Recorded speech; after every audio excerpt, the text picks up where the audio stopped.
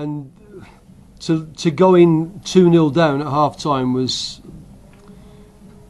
to say it's unfair, I think it was probably an understatement, but that's what we had, and we went in 2-0 down, and we knew we'd got to come out and have a go at them.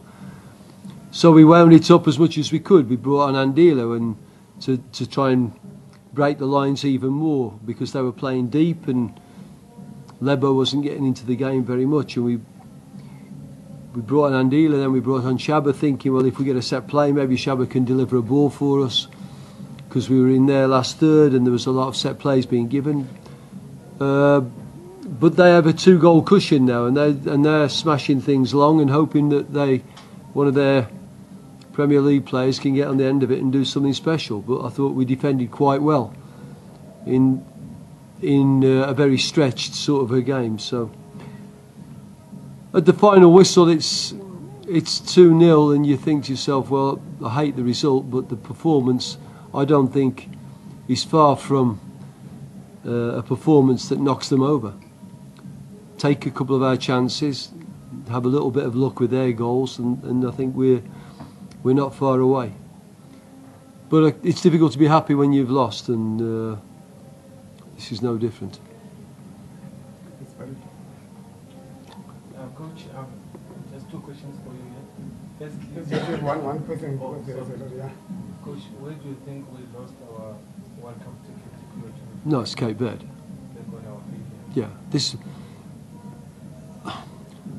You can't say certainly, but if we only have 2 points more on the board when we go into this game tonight, there's much more of a knife at the throat of the other team instead of us. And I think that may be the difference between us relaxing and scoring in a period where we're playing really well, or clearing a ball, or I think that can be the difference. But without question, this was a do or die game because of those games. It shouldn't have been. It shouldn't have been. But that's history. And I said to the players, I said, look, you know, what I was pleased about was that the way Senegal played traditionally is not our forte. Not this team, but South African teams. To play against teams that play deep and play quick on the break and have good quality front players that can take you on, that's not the way South Africa like to attack. They like it to be an open game and space to move in, and I thought that this is the best that we've played against a team that plays deep, to pick our way through after the first 15 minutes.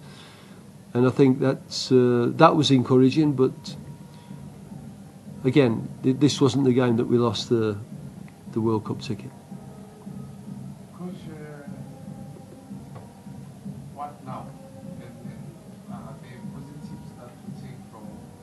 No, at this moment, Tim, no. Well, there's a lot of positives I can take from all the games I've been in charge, but there's not. You're asking me about positives tonight when we've just lost, when we wanted to win to keep the hopes alive. There are positives in the performance, yes, but there's been positives in almost every performance. But I think you've got to look at the.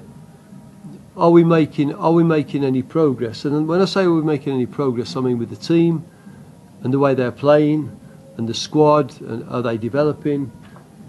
And you've got to then look at the bigger picture and say, are we moving in the right direction? If the answer to that is a blatant no, then we've all got to take a long, hard look at what we're doing.